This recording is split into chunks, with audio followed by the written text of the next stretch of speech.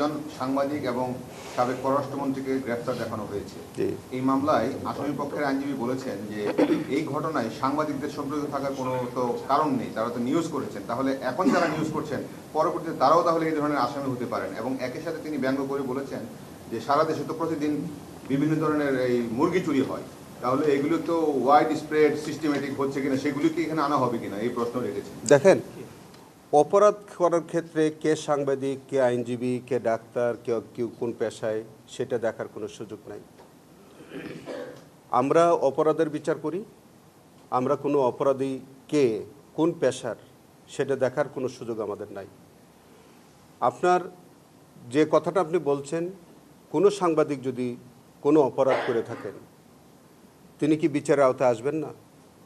আমি আইনজীবী হিসেবে যদি কোনো অপরাধ করে থাকি আমি বিচারের আওতায় আসবো না? আজকে যে কোনো পেশার যে কোনো মানুষ তিনি যদি কোনো সুনির্দিষ্ট অফেন্স করেন তিনি কি আসবেন না? আপনি যাকে ইঙ্গিত করে কথাটা বলছেন তিনি হেফাজতের এই ঘটনার সারা রাত তিনি ওখানে ছিলেন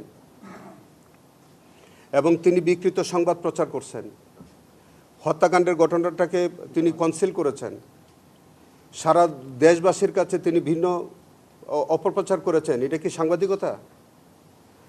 আপনার যেসব সাংবাদিকদের বিরুদ্ধে অভিযোগ তারা তৎকালীন সময়ে ফ্যাসিজম করার জন্য, একটা সরকারকে ফ্যাসিস্ট করার জন্য অনেক সাংবাদিকদের তখন ভূমিকা ছিল না, যার কারণে আজ এই রাষ্ট্রটা একটা ফ্যাসিস্ট রাষ্ট্র হিসেবে অভিভূত হলো, একটা ফ্যাসিস্ট সরকার হিসেবে আবির্ভূত হলো। সেইটার মধ্যে যদি কোনো সাংবাদিক জড়িত থাকে তারা কি বিচারের আওতায় আসবে না? আজকেও যদি কোনো ব্যক্তি কোনো রাজনৈতিক ব্যক্তিত্বকে যদি তাকে অপরাধী বানায় তাহলে তিনি কি সহযোগী হিসাবে আসবেন না?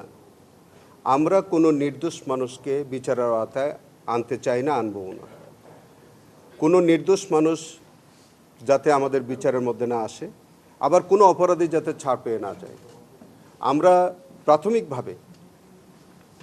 প্রাথমিকভাবে যার কথা আপনি বলেছেন, প্রাথমিকভাবে তাদের বিরুদ্ধে আমরা সাক্ষ্য প্রমাণ পাচ্ছি এবং তার যে সমীকরণ নামের যে ফুটেজ, সেই ফুটেজের মধ্যে উনি এমন ভাষা, এমন তথ্য এমনভাবে বিকৃত করেছেন, তিনি তো সেখানে বলছিলেন যে একজন মানুষের হতাহতের ঘটনা ঘটেনি, নিহত হয় না, আহত হয়নি।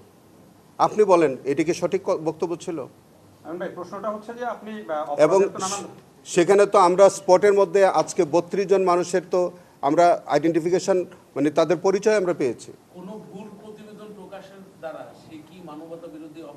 ভুল প্রতিবেদনের জন্য আমরা তাকে অভিযুক্ত করিনি, বরঞ্চ আমরা তার বিরুদ্ধে যে অভিযোগটা আপাতত পাওয়া যাচ্ছে যে তিনি এই পরিকল্পনার সাথে জড়িত ছিলেন, যে শাপলা চত্বরে যে ঘটনাটা ঘটবে তিনি আগে থেকেই এই টোটাল মেকানিজমের মধ্যে জড়িত ছিলেন, সেখানে অপরাধ এবং পাশে সেই মেকানিজমের মধ্যে যে তিনি ছিলেন সেইটা তার পরবর্তীতে সমীকরণ রিপোর্টের মধ্য দিয়ে এটা সুস্পষ্টভাবে প্রতীয়মান হয়েছে।